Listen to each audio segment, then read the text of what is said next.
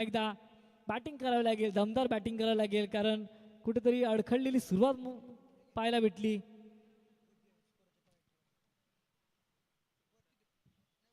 हो हो हो, काय ब्रह्मास्त्र होतं आणि संपूर्णपणे वेदांत 11 संघाचा खेळ मात्र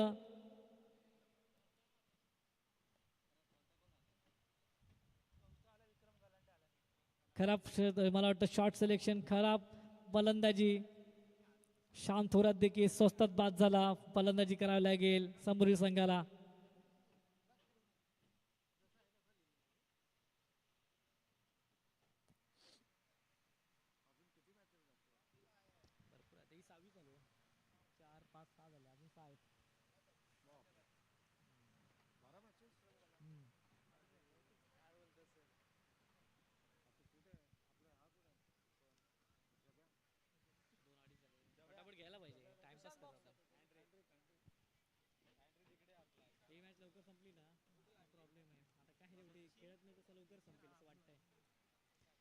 चला फलंदाजी करावी लागेल समोरील संघाला, कारण खूपच कमी धाव आहे. पुन्हा एकदा राकेश बावधने याने मात्र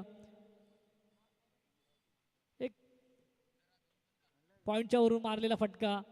2 धावा धावून काढल्या. 3 धावा धावून काढल्या. कुठेतरी सामना चालू करावा लागेल. ऍटलीस्ट एक खेळण्यासाठी एक डिफेंडिव्ह स्कोर तरी उभा करावा लागेल. अभिजित लांबाटे चांगली गोलंदाजी करताना मात्र हो हो हो, मोठा फटका. आता मात्र आला हा कणकणी षटकार. विक्रम गलांडे. मोठी फलंदाजी करावी लागेल, बॅटिंग करावी लागेल. संघ कुठेतरी अडचणीत सापडलाय, त्याला कुठेतरी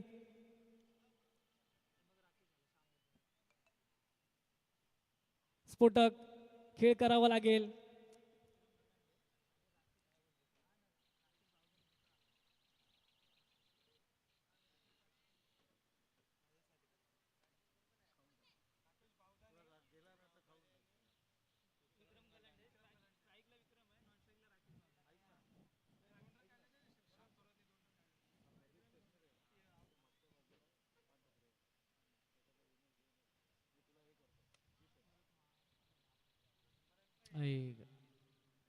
आता मात्र खराब क्षेत्ररक्षण लागेल. जो बॅट्समन इनफॉर्म बॅट्समन होता त्याचा मात्र झेल सोडला तो अविराज पुकळे याने, कारण कुठेतरी सामन्याला नक्कीच कलाटणी भेटली असती. सामना कुठेतरी ओपन झाला असता पूर्णपणे, परंतु विक्रम गलांडे जोपर्यंत मैदान आहे तोपर्यंत सामना चांगला चांगला चेंडू मला आतमध्ये चेंडू आणला. त्यानंतर मात्र एक धावून काढली.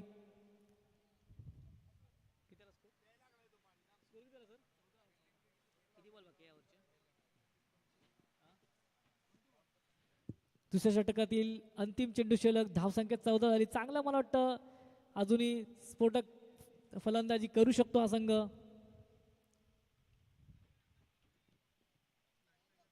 आणि षटक समाप्त. धावसंख्या आली 2 षटकाखेरीज 14 धावा. चांगला चेंडू टाकला.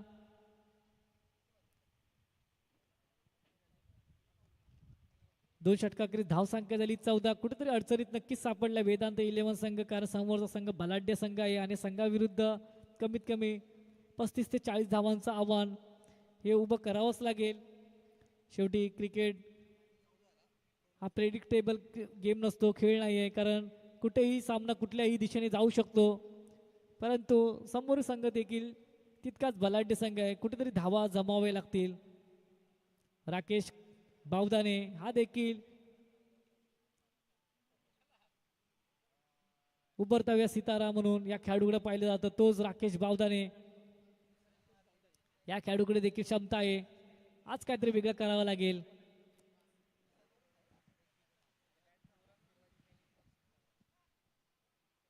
हो हो हो, मोठा फटका, परंतु बॅटीच्या पट्ट्यात आला, परंतु एलिव्हेशन तितकं भेटलं नाही आणि राकेश बावदाने देखील बाद झाला.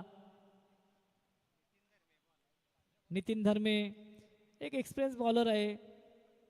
अनेक वर्ष आपल्या धरिंगा टेनिस क्रिकेटसाठी चांगली गोलंदाजी केली, कारण वेळेवरती गोलंदाजी करणारा गोलंदाज आहे.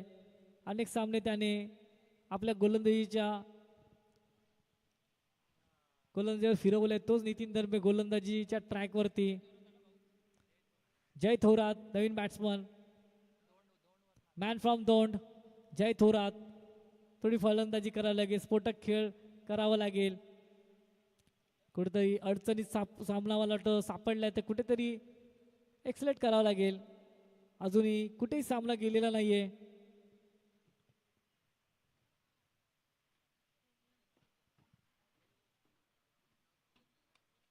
मोठा फटका आला, खणखणीत षटकार. हो हो, मॅचेस पुन्हा एकदा ऑन म्हणावा लागेल. खूप मला वाटतं खेचून मारलेला फटका. दोन परिसरातून मी का इथपर्यंत आलो याचं मात्र प्रात्यक्षिक दाखवताना. चांगला चेंडू होता, मला वाटतं चेंडूमध्ये काहीच खराबी नव्हती, परंतु जो चेंडू त्याने मला वाटतं खेचून मारला ना, बॅट्समनला यामध्ये पूर्णपणे मार्क्स द्यावे लागतील. चांगली फलंदाजी.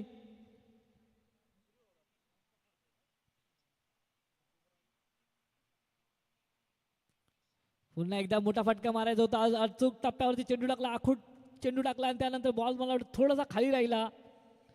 या दोन्ही बॅट्समनकडे क्षमता आहे. 9 चेंडू जर खेळले तर नक्कीच एक समाधानकारक तरी स्कोर उभं करू शकतात या संघासाठी.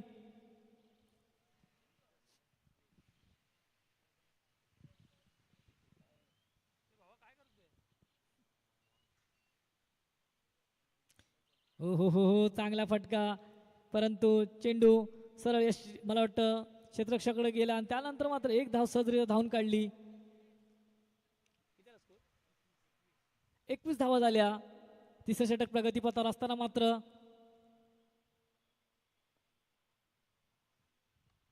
मोठा फटका आणि आता मात्र पुन्हा एकदा दमदार बॅटिंग. आता मात्र धावसंख्येमध्ये नक्कीच भर आलाय आणि धावसंख्या 6 वाढून झाले ते आता मात्र 27 धावा. आता मात्र नक्कीच हा सामना पुन्हा एकदा जान फुकताना विक्रम गलांडे आणि Jay Thorat, the man from Daund. Vikram Galande, the man from Nashik.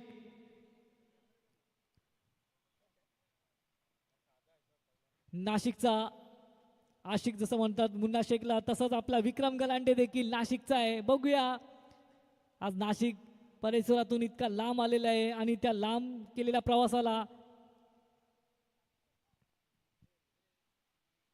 पुन्हा एकदा आडवा पट्टा मारला होता, चांगला पटका आणि तिथे क्षेत्ररक्षक चेंडू मागे दन चेंडू करत गेला सीमेरेषेपर्यंत. तत्परी 2 धावा सहजरित्या धावून काढल्या. आता मात्र 3 षटक समाप्त झाले आणि धावसंख्या झाली ती 29 धावा. मला वाटतं चांगली कमबॅक म्हणावं लागेल. आता मात्र मला वाटतं सामना पुन्हा एकदा कमबॅक करताना दिसतोय तो वेदांत 11 संघ, कारण 3 षटकाकडे धावसंख्या झाली ती 29 धावा. चांगला स्कोर.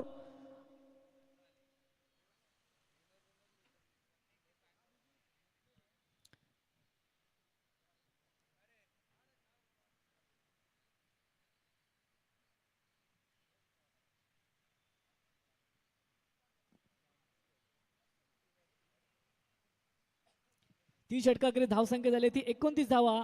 पहिलं षटक मला वाटतं 3 धावांचं आलं होतं, दुसरं षटक मात्र 11 धावांचं आलं आणि त्यानंतर मात्र तिसरं षटक मात्र 15 धावांचं एक मागळं षटक मला गेलं आणि त्यानंतर झालेला कमबॅक. आता मात्र शेवटचं षटक आहे आणि कमीत कमी 11 ते 12 धावा मात्र या संघाला सामन्यामध्ये संपूर्णपणे आणू शकतो. मग त्यानंतर मात्र फायटिंग स्कोर हा उभा राहू शकतो. चला बघूया.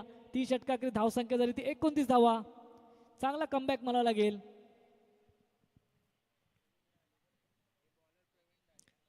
चला सकाळच्या सत्रातला हिरो प्रवीण डाले गोलंदाजीवरती, कारण शेवटचं त्याने सुद्धा चांगली गोलंदाजी केली होती सकाळच्या सत्रामध्ये. तोच प्रवीण डाले गोलंदाजीवरती आलाय. हो हो हो, पुन्हा एकदा मला वाटतं एव्हिलेशन नाही भेटलं, परंतु चांगला फटका होता आणि खराब खराब खराब मोठ्या फलंदाजाची तुम्ही असे काय सोडू शकत नाही. खराब क्षेत्ररक्षण मला लागेल. चांगला फटका होता परंतु चेंडू मला वाटतं जास्त वेळ हवेत राहिला.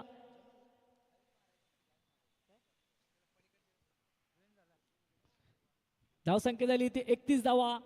चौथं षटक प्रगतीपथावर असताना मात्र चांगली पुन्हा एकदा कव्हरला मारलेला खणखणीत आला दर्जेदार सकाळपासूनचा आताचा सगळ्यात शानदार षटकार. काय षटकार होता कव्हरला मारलेला. ओ हो हो हो हो सॉलिड एकदम, म्हणजे मला डोळ्याची पारणं एकदम.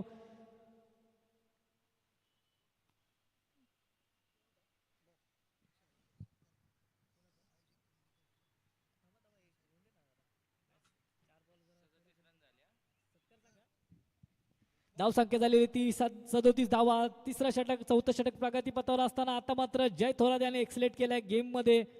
खूप फलंदाजी चांगली केली. पुन्हा एकदा रिव्हर्स पद्धतीत मारलेला फटका. कामी दोन परिसरातून आलेला हा आला दर्जेदार बिग बॅश प्रीमियर लीग चौकार.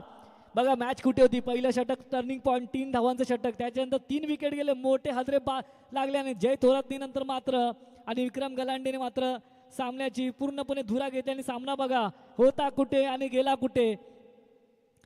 संपूर्णपणे अडचणीत सापडलेला वेदांत 11 संघ मात्र आता डगआउट मध्ये नक्कीच खुश असेल कर्णधार संपूर्ण मॅनेजमेंट कमिटी, कारण चांगला स्कोर नेला. जर तुमच्यामध्ये लढायची क्षमता असेल तर नक्कीच तुम्ही यश संपादित करू शकता. हे देखील दाखवलं जय थोरात यांनी. मॅन फ्रॉम दोन.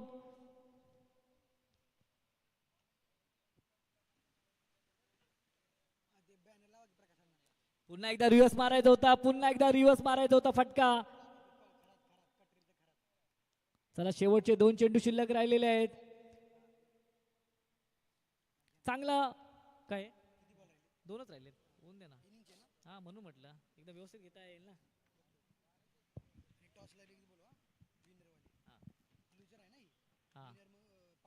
पुन्हा एकदा खोलवर पद्धत टाकलेला चेंडू आणि त्यानंतर मात्र मला वाटतं आता मोठा गडी बाद झाला. शेवटच्या 2 चेंडू मध्ये मात्र स्कोर नाही आलेला, नाहीतर आज मला वाटतं शेवटच्या 2 चेंडू मध्ये जर स्कोर आला असता तर नक्कीच मोठी धावसंख्या उभारता आली असती. आता मात्र शेवटचा चेंडू शिल्लक राहिलेला आहे. एखादा चौकार किंवा षटकार खेळामध्ये वेगळं समीकरण घेऊन जाईल, कारण 41 धावा. चांगली फलंदाजी केली जय थोरात. त्याच्या माध्यमातून दौंड परिसरामधून हा खेळाडू बिलॉंग करतो आणि खरंच उपयुक्त फलंदाजी केली संघासाठी.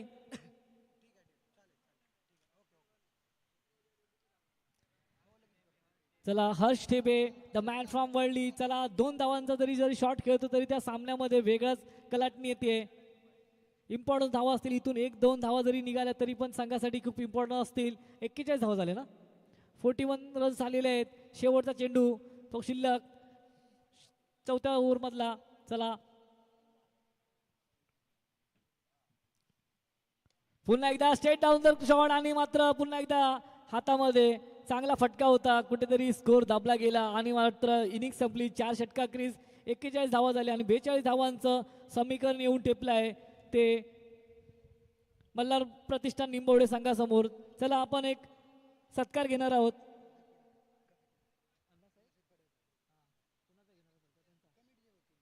चला कमिटीच्या वतीने सन्माननीय पाहुणे अण्णासाहेब पडळकर यांचा सत्कार समारंभ आपण घेणार आहोत.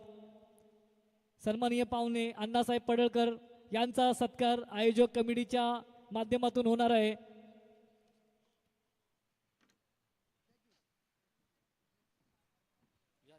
सन्माननीय पाहुणे अण्णासाहेब पडळकर यांचा सत्कार आयोजक कमिटी यांच्याकडून होईल. दरम्यान लोचक सन्माननीय मित्र प्रवीण अर्जुने साहेब या आता पुढची मॅचची धुरा सांभाळतील.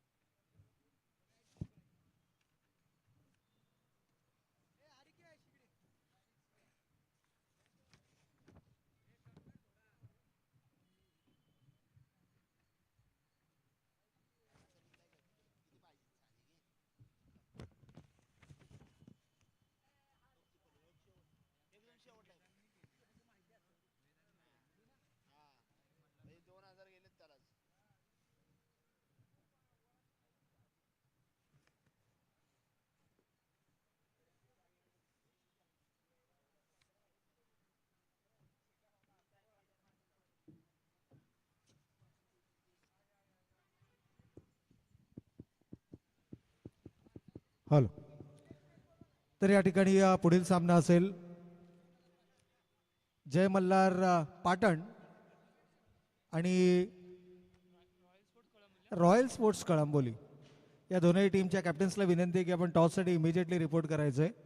या पुढील हे बॅटल आपल्याला मैदानाच्या आतमध्ये पाहायला मिळेल. रॉयल स्पोर्ट्स कळंबोली अर्थातच विजयजी खानावकर आणि नवनाथजी कोळेकर यांच्या पुरस्कर्ते पदाखाली खेळणारा हा संघ आपल्याला या ठिकाणी पाहायला मिळेल. आणि त्यांच्या विरोधामध्ये जर पाहिलं तर पाटणचा संघ नक्कीच या ठिकाणी आपल्याला पाहायला मिळेल. टॉस या ठिकाणी केला जाईल. या दोनही टीमच्या संघनायकांना विनंती आहे आपण लगेच रिपोर्ट करायचा. टॉस या ठिकाणी केला जाईल.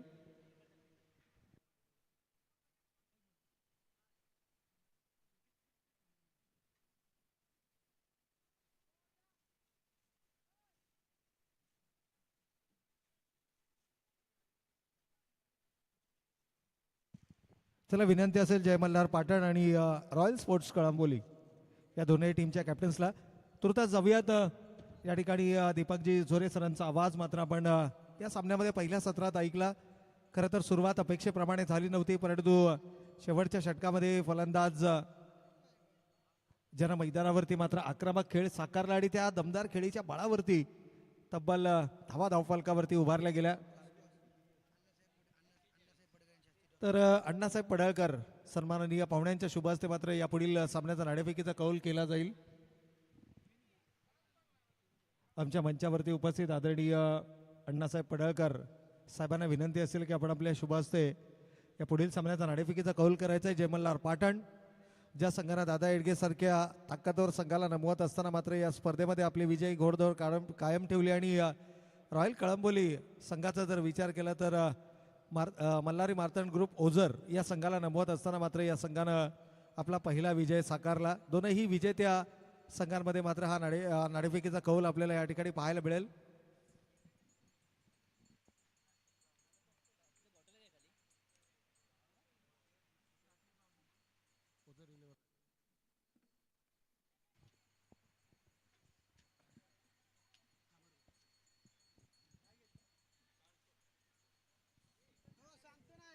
तर नक्कीच या ठिकाणी रॉयल स्पोर्ट्स कळंबोली संघाने नाणेफेकीचा कौल जिंकलाय. निर्णय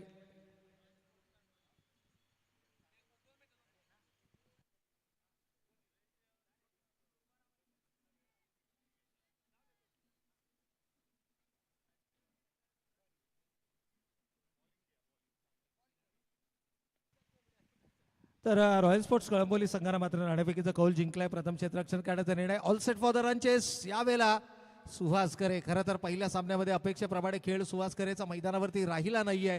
या सामन्याचा विचार केला पहिल्या सत्रामध्ये बरंचसं काही आपण पाहिलंय आणि संघासाठी हा सामना सर्वाधिक महत्वाचा आहे. सुहास करे जर 4 षटकं मैदानावरती उभा राहिला तर संघाला विजयाच्या दिशेनं मार्गक्रमण करू शकतो. आपल्या विकेटची किंमत ओळखणं गरजेचं आहे, कारण या मैदानाची इत्तंभूत माहिती असणारा सुहास करे हा खेळाडू आपल्याला मैदानाच्या आतमध्ये पाहायला मिळतो. स्ट्रायकिंग एंडला पहिल्या चेंडूवर बैठकी फटका लगावण्याचा प्रयत्न. इथे मात्र पावलांचा वापर अलॉंग द कार्पेट. खरं तर पॉवर प्लेच्या षटकामध्येच आक्रमक खेळ केला जाऊ शकतो असं नाहीये. सुहास करेच्या जर का चेंडू मिडल ऑफ द बॅट आला ना तर तो कोणत्याही षटकामध्ये आणि कोणत्याही एंडनं गोलंदाजी होऊ द्या, हा खेळाडू मात्र मैदानावरती मोठी धावसंख्या उभारण्यासाठी ओळखला जातो. दोन ताकदवर संघ आपण एकमेकांच्या समोर या ठिकाणी पाहतोय. खरं तर वेदांत 11 हा संघ आपल्याला या ठिकाणी पाहायला मिळतो आणि त्यांच्या विरोधामध्ये जर पाहिलं तर मल्हार प्रतिष्ठान निंबवडे हा संघ. दोनही ताकदवर संघ आहेत. दोनही संघांना एक एक सामना जिंकलाय आणि या ताकदवर संघामधली ही लढत आपल्याला मैदानाच्या आतमध्ये पाहायला मिळेल. सेन्सेबल क्रिकेट पहा. दुसरा आणखीन एक विस्फोटक फलंदाज सौरभ मोठे यावेळेस मात्र आपल्याला मैदानाच्या आतमध्ये. दोनही सलामीचे फलंदाज हे बायकर मॅन आहेत. कळंबोली प्रीमियर लीग सीझन 2 चा बायकर मॅन सौरभ मोठे यावेळेस आपल्याला मैदानाच्या आतमध्ये पाहायला मिळतात. आणि अगदी त्याच वेळेला या वर्षीचा कळंबोली प्रीमियर लीगचं पर्व ज्या खेळाडूंना गाजवलं तो सुहास करे मात्र आपल्याला मैदानाच्या आतमध्ये पाहायला मिळतोय. इथे सिंगलला प्राधान्य दिलं जात आहे. ओळखलाय आघाडीचा गोलंदाज आहे. जास्त धोका पत्करायचा नाहीये. खरं तर पहिलं आणि तिसरं षटक हे आक्रमणाचं असणार आहे, कारण दोनही उजव्या हाताचे फलंदाज आहेत. परंतु सौरभ डावखुऱ्या हाताचा फलंदाज आपल्याला माफ करा मैदानाच्या आतमध्ये पाहायला मिळतोय. त्यामुळे चारही एंडनं चारही षटकांमध्ये तुम्ही आक्रमक खेळ करू शकता हे ओळखणं गरजेचं आहे. इथे चांगलं क्षेत्ररक्षण पाहायला मिळत आहे. शॉर्ट स्क्वेअर लेगला क्षेत्ररक्षक आहेत मालूजी आणि खूप चांगलं क्षेत्ररक्षण त्यांच्या माध्यमातून जरूर आपल्याला पाहायला मिळालंय. या ठिकाणी 5,000 रुपयांचा पारितोषिक आलेला आहे. हा सामना जर का जिंकला वेदांत 11 संघानं तर संघ मालक प्रकाशजी यमगर शेठ यांच्याकडनं मात्र तब्बल कॅश प्राइज 5,000 रुपयांचा पारितोषिक. या स्पर्धांचा आनंद लुटत असताना साहेब आपल्या या स्पर्धा एन्जॉय करताना आपल्याला नक्कीच या ठिकाणी पाहायला मिळतात. आणि का असू नये आपल्या खेळाडूंवरती असणारा विश्वास आणि त्या विश्वासाच्या माध्यमातून मात्र केल्या गेलेल्या प्रत्येक खेळाडूची निवड. परंतु सुहास करे मैदानाच्या आतमध्ये आपण पाहतोय थोडासा दडपणाखाली जरूर आहे, परंतु हा असा खेळाडू आहे की जो कोणत्याही क्षणाला विस्फोटक खेळ मैदानावरती साकारू शकतो. यावेळेला बॅटीचा इनसाइड एज घेऊन शॉर्ट स्क्वेअर लेगला चेंडू जातोय. बॅकवर्ड स्क्वेअर लेगला हा चेंडू ट्रॅव्हल करणार. तोपर्यंत मात्र सिंगल धावफलकावरती आले. या षटकाचं वैशिष्ट्य जर आपण पाहिलं ना तर कोणत्याही प्रकारचा मोठा फटका आला नाहीये. षटक पहिलं या ठिकाणी होतंय समाप्त. धावा धावफलकावरती मात्र येत आहेत बिनबाद 7 धावा. 7 रन्स ऑन द बोर्ड. 7 धावा धावफलकावरती आल्यात. विजयासाठी लक्ष आहे 42 धावांचं. पहिल्या सत्राचा जर आपण विचार केला तर 41 धावा धावफलकावरती आल्या होत्या. अजूनही 35 धावांची गरज आहे येणाऱ्या 18 चेंडूंमध्ये. एका बाजूने आक्रमक क्रिकेट, अटॅकिंग क्रिकेट काउंटर करणं गरजेचं आहे. आणि जर का या ठिकाणी आपण पाहिलं तर सौरभ मैदानाच्या आतमध्ये सुहास करे एक असा खेळाडू आहे की जो नेहमी मास्टर माइंड खेळाडू म्हणून ओळखला जातो. कॅल्क्युलेशन त्याच्या नेहमीच माइंडमध्ये सुरू असतं आणि रिक्वायर्ड इक्वेशन काय आहे, कोणत्या गोलंदाजाला पिक करायचं. कारण 4 षटकं म्हटल्यानंतर 4 गोलंदाज हे समीकरण आपल्याला या स्पर्धेमध्ये पाहायला मिळते. त्यामुळे कोणताही गोलंदाज रिपीट होणार नाही आणि आघाडीच्या गोलंदाजाला जास्त धोका न पत्करता 7 धावा धावफलकावरती उभारल्यात. आणि हेच कारण आहे की येणाऱ्या 18 चेंडूंमध्ये आता मात्र विजयासाठी 35 धावांची गरज आहे. इथे सौरभला जास्तीत जास्त स्ट्राईक देणं गरजेचं आहे, कारण ही विकेट डावखुऱ्या हातांच्या फलंदाजांसाठी उपयुक्त मानली जाते. ज्यावेळेला LIG एंडकडनं गोलंदाजीचा मारा होतो, परंतु इथे सुहासनं स्वतः आक्रमण करण्याचा निर्धार केलाय.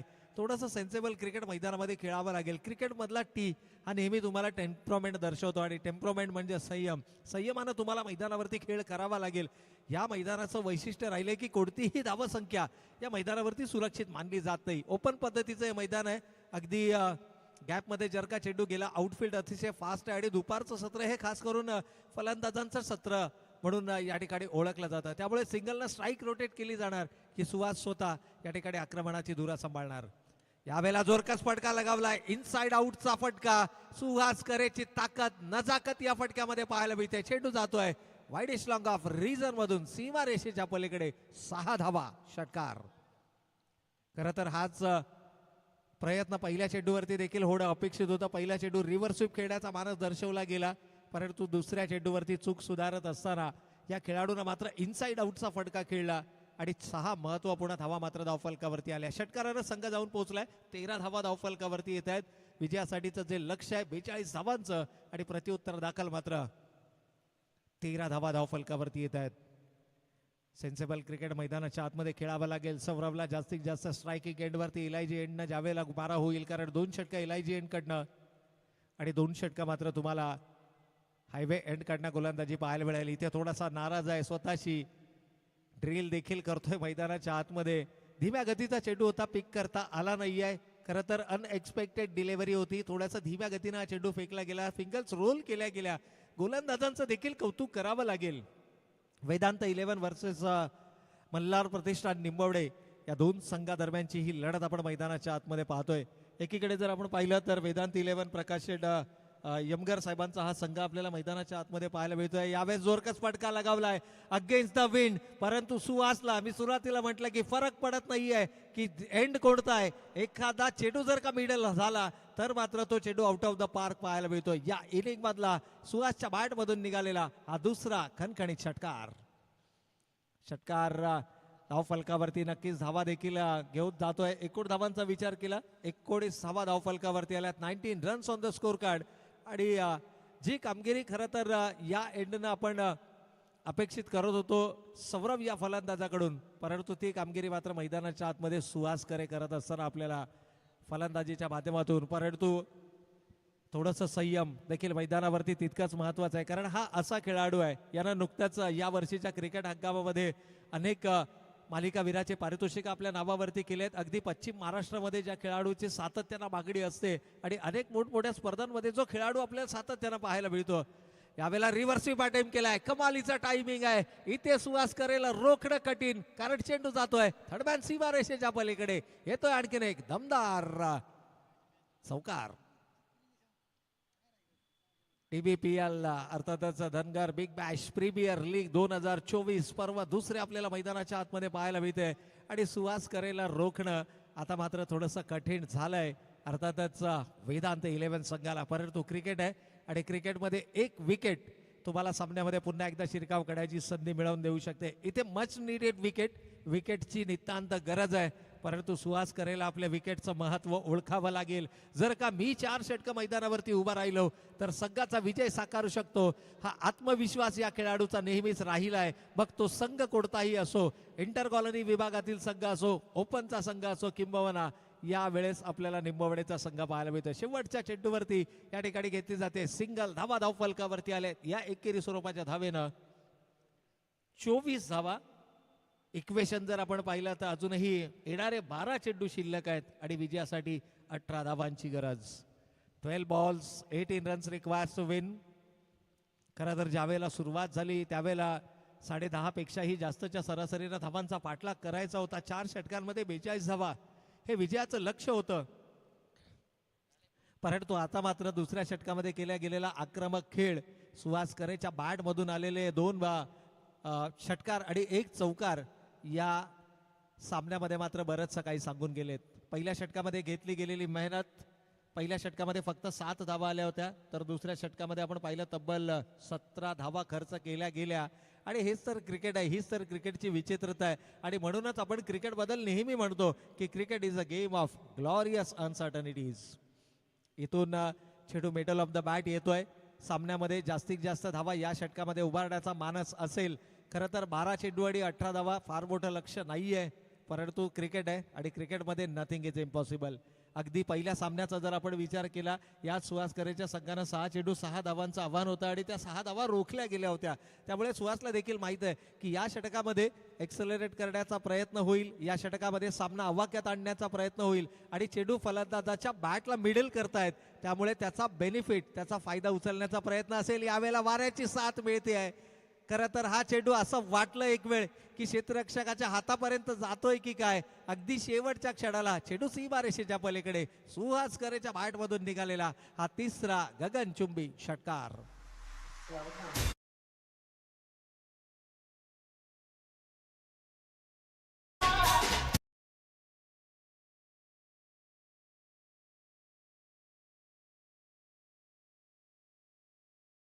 Thank you DJ. तर या ठिकाणी मात्र आपण पाहतो पहिल्या चेंडूवरती षटकारानं स्वागत केलंय. यावेळेस sensible cricket, that is what called a cricket. या ठिकाणी सुहास करे मास्टर माइंड खेळाडू आहे आणि त्यांना ओळखलाय. पहिल्या चेंडूवरती षटकार आलाय, त्यानंतर जास्त धोका पत्करण्याची गरज नाही. 12-18चं इक्वेशन होतं, पहिल्या चेंडूवर षटकार आला, त्यानंतरच्या चेंडूवरती मात्र सिंगल आली आहे. गरज आहे येणारे 10 चेंडू आणि 11 धावांची. 10 ball 11 runs requires to win. 42 धावांचं लक्ष होतं. करो या मरो या प्रकारची परिस्थिती यानंतर उद्भवायला नको आणि याकरता मात्र आपला खेळ मैदानावरती सातत्यानं उल्लेखनीय होणं गरजेचं आहे. सुहास करेन आपल्या विकेटची किंमत ओळखली.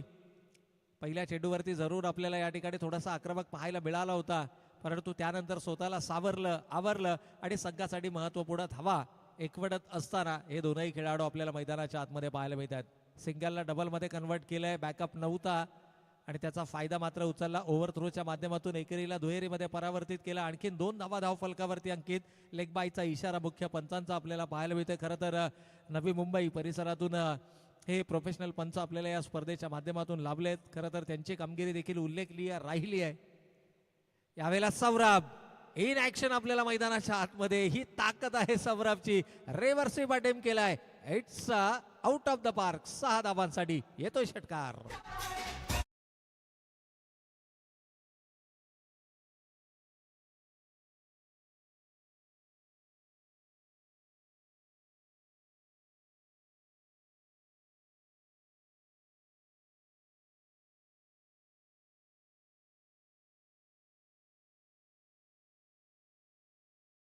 संगीत मात्र आपण डीजेच्या माध्यमातून ऐकलं. खरं तर अभिजितजी खर्जे साहेब आणि शरदजी थोरात जे स्वप्न पाहिलं गेलं धनगर बिग बॅश प्रीमियर लीगच्या माध्यमातून गतवर्षी ते स्वप्न अस्तित्वामध्ये उतरवलं गेलं आणि या स्वप्नांना या दुसऱ्या पर्वामध्ये मात्र एका वेगळ्या उंचीवरती नेण्याचा प्रयत्न. दोन असे स्नेही मित्र आणि दोन असे अभिवादन समाजाचं नेतृत्व की ज्यानं नेहमी तरुणांच्या पाठीशी महत्वाचा त्यांचं योगदान राहिलं. यावेळेला वाईटचा इशारा येतोय, चेंडू जातोय सीमारेषेच्या पलीकडे आणि याचबरोबर